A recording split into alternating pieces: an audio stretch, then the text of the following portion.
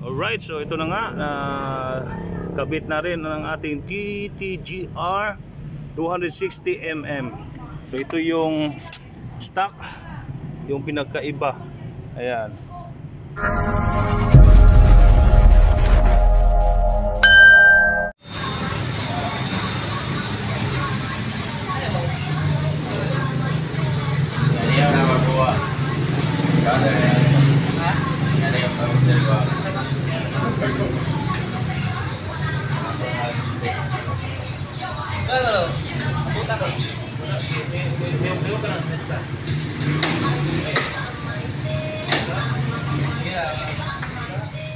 Alright, so ito na nga, kabit na rin ang ating TTGR 260mm. So ito yung stock, yung pinagkaiba.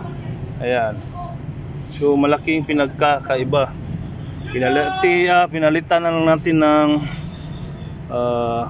Pristone brake fluid .3.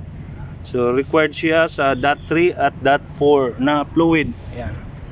Bagong bago na yan yung ano niya. So ito yung nakalagay dito, use only .3 and .4 brake fluid. So ayan ang sundan natin, dahil pag iba yung nilagay natin, hindi kakapit yung preno or hindi gagana. So ayan na yung pinagkaiba.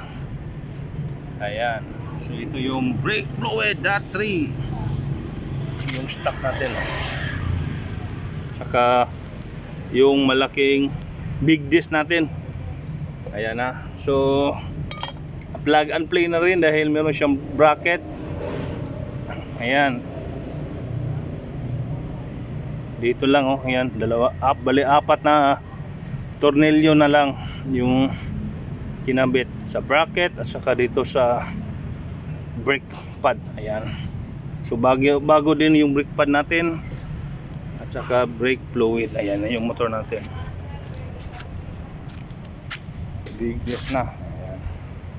Shoutout pala kay Boss Red Motovlog at saka Papa Toms. Ayan. Ito na.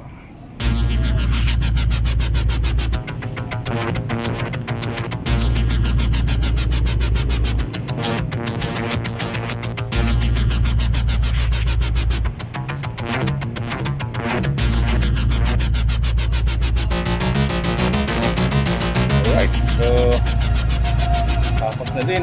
Nakabit na rin natin. Alright.